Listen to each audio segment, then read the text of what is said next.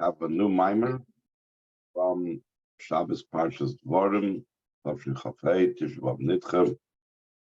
Goes on the pasuk, the beginning of our parsha, the beginning of our chumash. Elad Dvarim Goimer. These are the things that, or the matters, or the words that Moshe spoke. So the Mefarshim explain what is the words, what is the words Hadvarim referring to? Which things, which words are these words? Ha'im Zakai al Kol Mishnah Torah is referring to the entire Chumash Dvarim. And also the rebuke that Moshe Rabbeinu said later on, whether in our parsha or further in the Chumash, is that also part of Eila Hadvarim? Is that also the meaning of the pasuk? These are the things and these are the words that Moshe spoke. Or this Eila Hadvarim refer only to the early psukim. The early psukim means where he lists the techachis in a concealed way.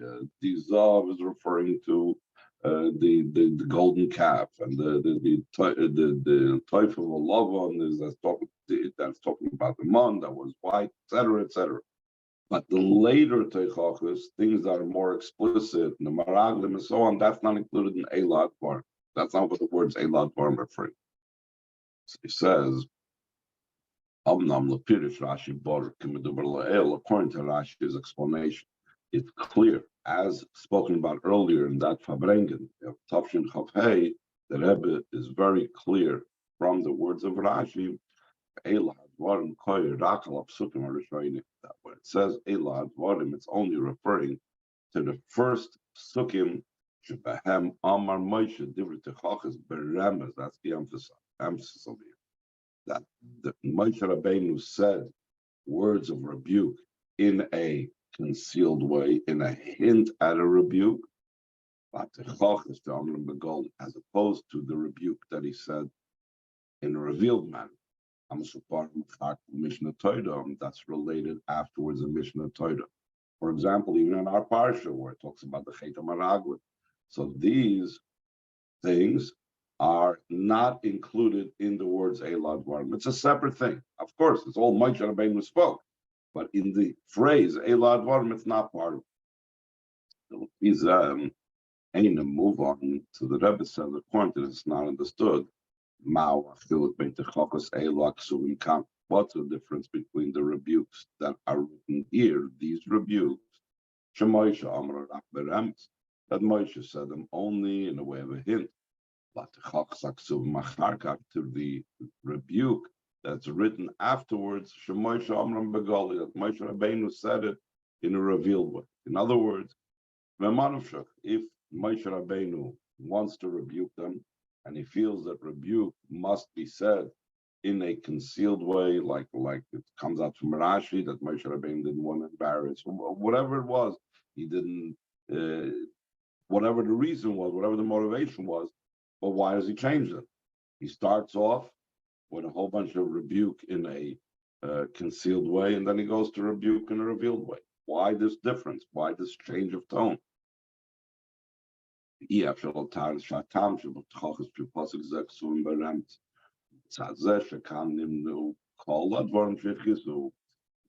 say an answer that the reason why the rebuke in this pasuk is written in a hint is because over here all the matters that they did to anger Hashem are enumerated, and because all the things of anger that they angered the Eibishter and did negatively, so it's written all together.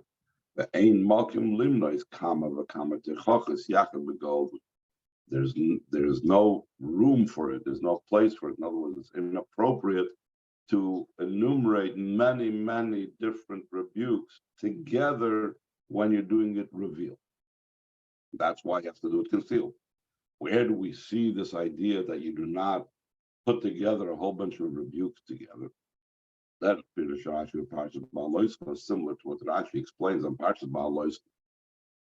Tzaddik lahafsik and Puranius LaPuranius. That why was Vayibin Soya Ba'aron placed right where it was? It was to separate the story of the Mesoinanim with the other story. Both of them are negative stories reflecting on the Yidden. So the Torah didn't want to put it one right next to the other, so they separated. So in a similar vein, since Moshe Rabbeinu was going to now enumerate a bunch of rebuke, so he couldn't put it all together openly.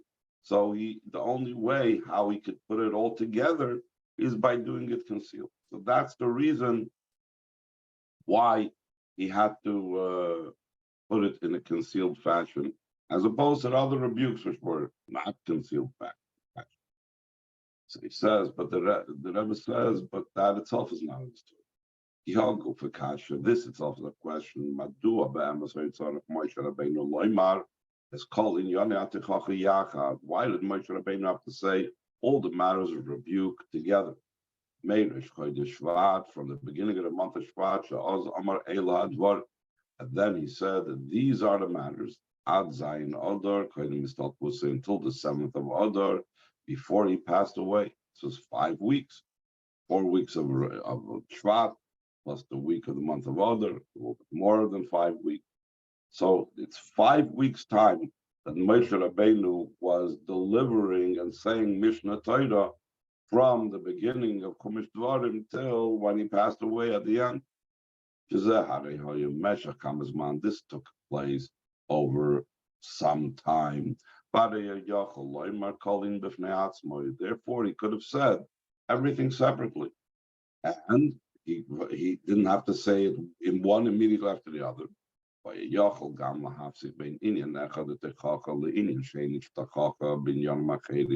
He could have separated between one matter of the rebuke to another matter of the rebuke in other things.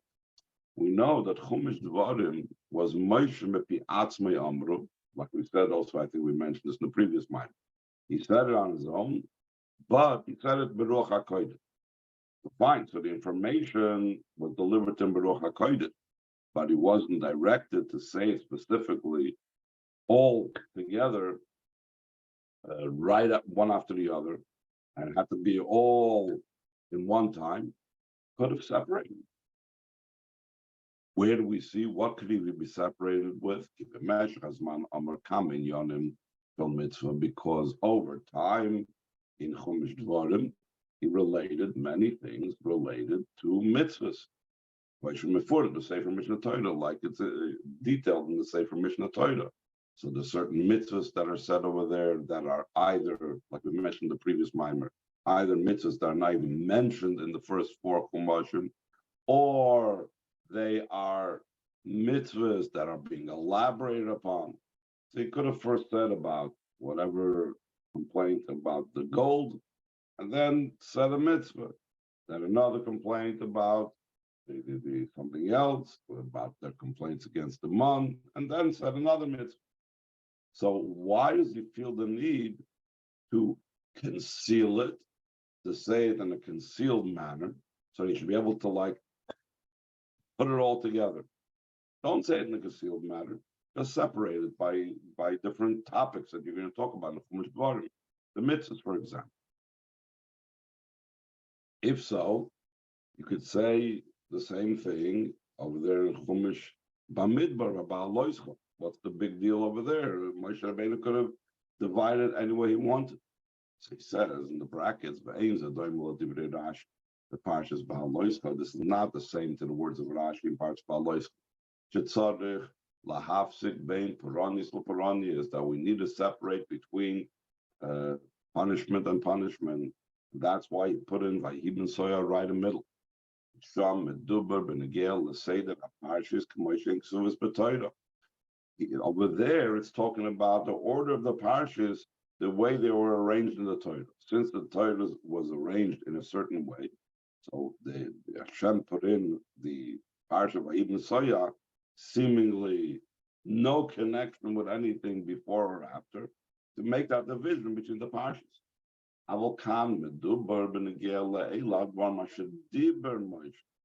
Here we're speaking about the matters that Moshe Rabbeinu spoke. It's matters that Moshe Rabbeinu said. It was his speech. It was his goodbye speech. So he could have said it in whatever order he wanted. Why did Moshe Rabbeinu have to speak all these things together? And therefore, he had to hide it. And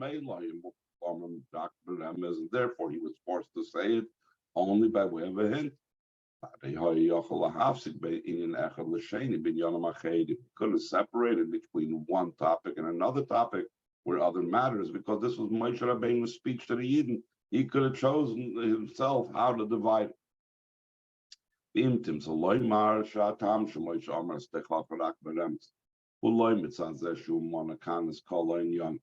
If you want to tell me that the reason why Moshe Rabbeinu said the rebuke only in a hint, and he didn't say it explicitly, is not because he enumerated all the matters, and therefore, since he was enumerating all the matters, he had to go ahead and hint it, because or else he wouldn't be able to put it together.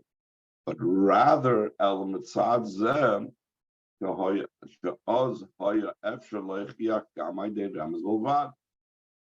rather, he chose to do so not because he needed to say them all together, but he chose to do so. He would rather not be explicit in rebuking. He would rather be, hint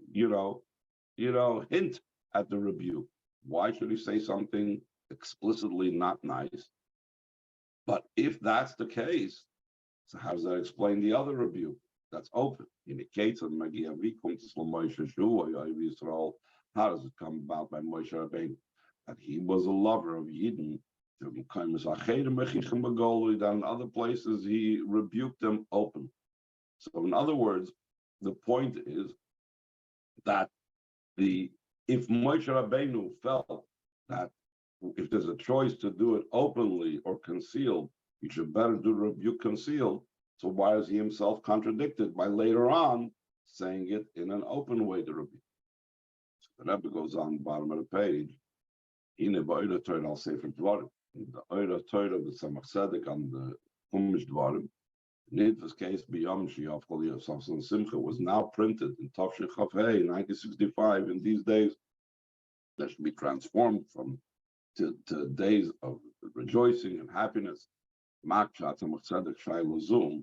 The Tzemach Tzedek asked this very last question: Ma Watam? What's the reason that the rebuke in this pasuk of the beginning of Chumash Dvarim, Moshe Rabbeinu said in the hint, not like in other places where over there he said it in an open manner. Maybe as Pirish Alshich, he brings the Alshich's commentary and explanation.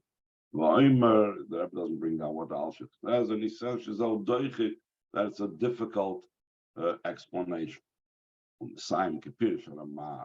concludes according to the explanation of the Ramaz, which is a Pikabol.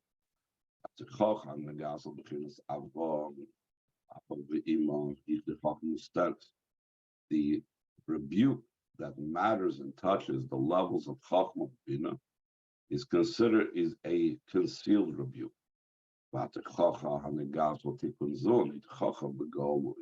And the rebuke that matters for repairing and fixing up with the midas of Atzilus is a techacha begolui, is a revealed techacha. Similar to what we also had in the previous mimer, that intellect is considered yudke, removed. It's something concealed, it's something not understood, something that's beyond revelation. Vavke is the level of Torah mitzvahs, that's the level of sometimes it's whatever, it's veha niglis, vavke niglis. Here it's not going to go the division yud versus vavke, it's going to go yud versus hey vavke, but it's the same idea that we have a level that's concealed, and that level also needs to be fixed up with concealed rebuke, and then there's the level of revealed, and that has to be fixed up with revealed rebuke.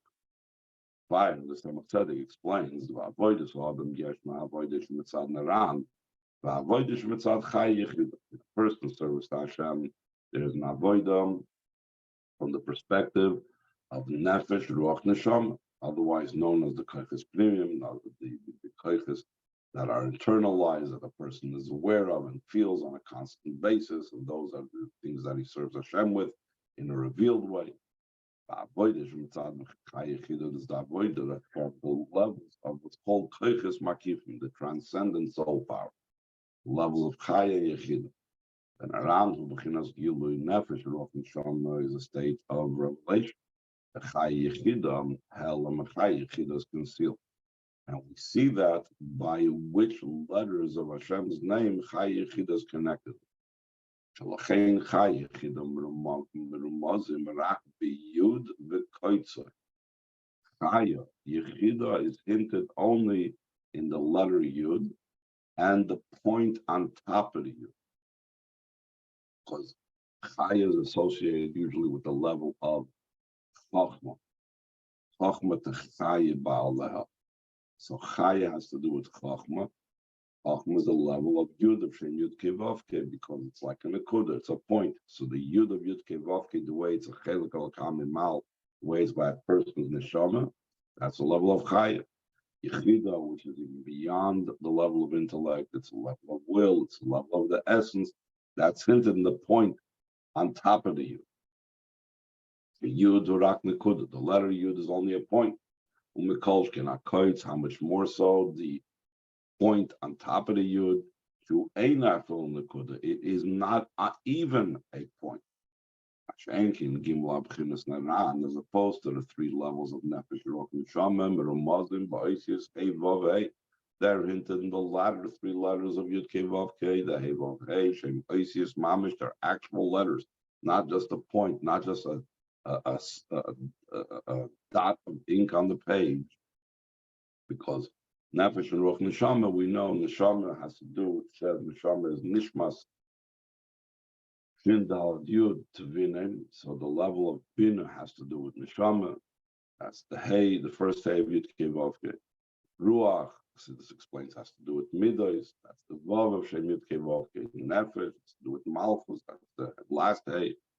So Naran is the revealed part of the person, and it says revealed avodah. The Chai Yechida is the concealed part. Therefore, Kishem Sheyesh Nachiluk Bein Avodah Shemitzad Naran LaAvodah Shemitzad Chai Yechida. Just like there's a difference in the avodah from the perspective of Nefesh Ruach Neshama, to avoid it from the perspective of Chai Yechidam, Shenaran Hu Gilui v'Chai Yechidu Nefesh Ruach Neshama is revealed, and Chai Yechida is the concealed part of a person's service of Hashem. Therefore, K'may King who began Kimbina Techacha, so too concerning the rebuke. When a person needs to repair his Nefesh Ruach Neshama Chai Yechidam, in Yatikin the Naran, why did the Chacham Megul? How does one repair the Nefesh Ruach Neshama? That's through a revealed rebuke. And the fixing up of Chai Yechida, it's through the Techach of the rebuke. That's in a way of a hint, a concealed rebuke, the rebuke at the beginning of our Chumash, the beginning of our parsha. Any questions before we go on? Okay. Second paragraph on page Tezvav. Yesh lakashas I'm verbal the Torah parsha saying the Maimer Hasheni al pasuk l'chun navin avlacha yemer Hashem. We can connect this what's explained with the Torah in our parsha. Second Maimer. There's a few times. There's sometimes two Maimer by the same title. This is the second Maimer on our parsha on the just generally the second Maimer in the parsha. And the pasuk let us go and clarify. Yoimar Hashem said, if your sins will be like red dyed thread, so then kashela yalbin, they will be whitened and cleansed and purified like snow. They'll be as white as snow instead of red, which symbolized Avelis. If they will become as red as this worm that gives us red dye, Katsemer Yiyu, they will be as white as wool. So again, a simple reading of this passage is just poetic language repeating the same thing with different descriptions. Dr. Rebbe, the Torah says each one indicates a different thing. Snow versus wool is a different type of cleansing and removing and fixing up of something that's wrong. The idea of snow is associated with a garment, like it says in the Nevuah of Daniel. It says he saw levushe kislag chiva, the garment of the Eibishter that he saw in the vision above was like white snow. So we see snow is associated with garments. And wool, on the other hand, is the essence of something that's higher than a garment. So there is the way you have the whiteness of a garment, and you have the whiteness of something that's beyond the garment. So therefore, according to what's understood from the matter, is similar to these two levels in the service of a person in Shaleg, who avoidish mitzad naran, mitzemer, who avoidish mitzad chayechid. The snow is the avoidah that comes from the perspective of nefesh ruach neshama, and wool is the avoidah from chayechid, because again, nefesh ruach neshama is more like garments of the soul, more the external parts of the soul, whereas chayechid has to do with the essence. So that's like the level of wool, which we said has to do with the essence. Since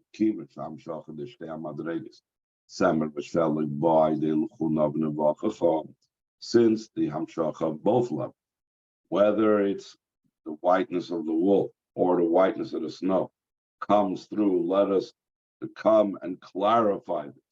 But the nivacha is also from the word teichachais, from the word rebuke. In other words, the rebuke will bring about that the redness of the Avedis of the person can instead be transformed to either garment of white or an essence of white.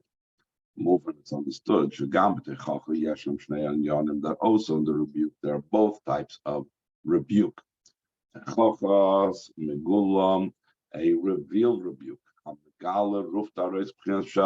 That revealed rebuke that calls and reveals and brings forth the level of snow. And the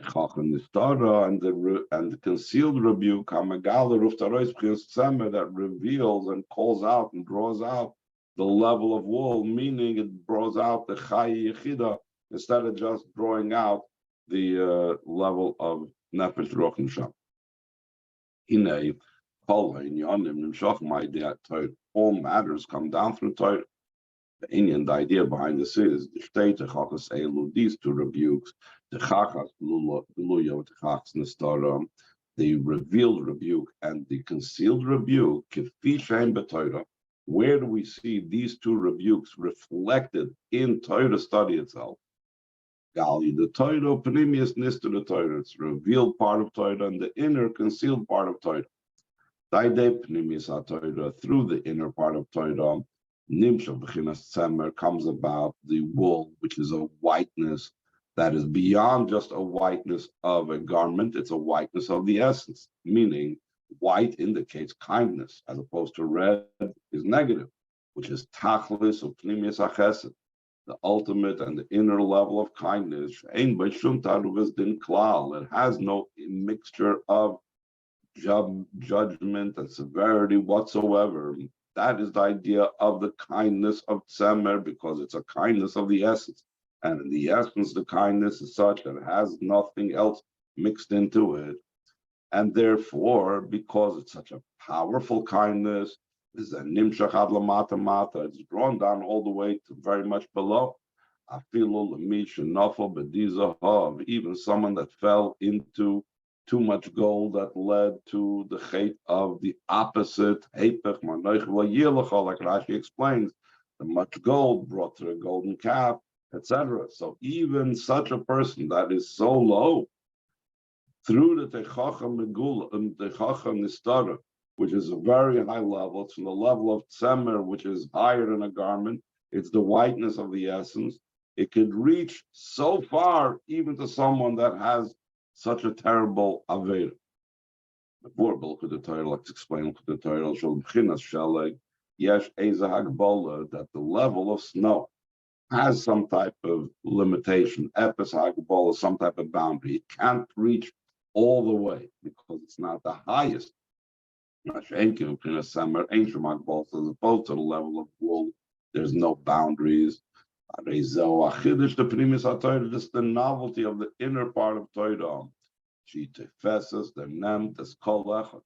It takes hold of, it can relate to every single one. Even someone that fell very low. The inner part of Torah is similar to the level of man. Lechem min hashamayim, bread from heaven. Because it's bread from heaven. It can come down to all, even to those that had to crush it in a pestle, had to grind it up. That it says there were different levels of people. The tzaddikim had ready-made food from the man, and then there was the opposite side where they had to go and work with it and grind it up and so on. So even though there were different people the way they received the man, but the man being so high was able to come down to all of them, and was able to come down even to someone that was so low that he had to crush it up manually. To such a degree, it came down and it became part of their blood and flesh, even though they were on such a low level that they were only able to consume it after crushing it themselves. It remained in its original state of being bread from heaven, and it affected them. Like it says that the Torah was only given to the Oichle Aman, to the people that eat the man. That's because the advantage and quality of the man. It's a very high level. Therefore, it has no limitation. According to this, will be understood what Rashi says about that they complained about the man that it's white. What they complained about the man had nothing to do with the color. It seemingly their complaints against the man had nothing to do with the color of the man. The love and this whiteness shows on simplicity and purity. Like it's explained in the Rambarim of Yom Kippur concerning the white linen garments that the Kohen wore when God wore when he went into the Kodesh HaKadosh. The reason why the man was able to contain in it all flavors was because of its purity and simplicity, the whiteness in it. Since it was simple and unformed, it had no boundaries and limitations. And therefore they were able to feel all the tastes. But being that's white, they couldn't see what taste it was reflected. The colors reflect the item. Similar to the flavor in every food, that's like reflected in the color of the food. All the flavors in the man was not in a way that's formed, but rather in its simple, pure state. And that's it means they complained against the man that it was white. Because their complaint that they would not be able to grasp and really connect with the flavors in it was because it was white. That means how high the man was. And still in all, it reached so low. Like the starter that reaches so low, the reason why it was white and it was not able to be concretized in flavor so much, that because the great quality of the man. They used that great quality for the opposite. They like piled up stuff and complaints on the man. Like I said before, The power of the man means that permeated all of them. Even those that had to crush it in the past. Even those that used the advantage of the man and they took the positive aspect of the man and they complained about its positive nature. But eventually the man also permeates them.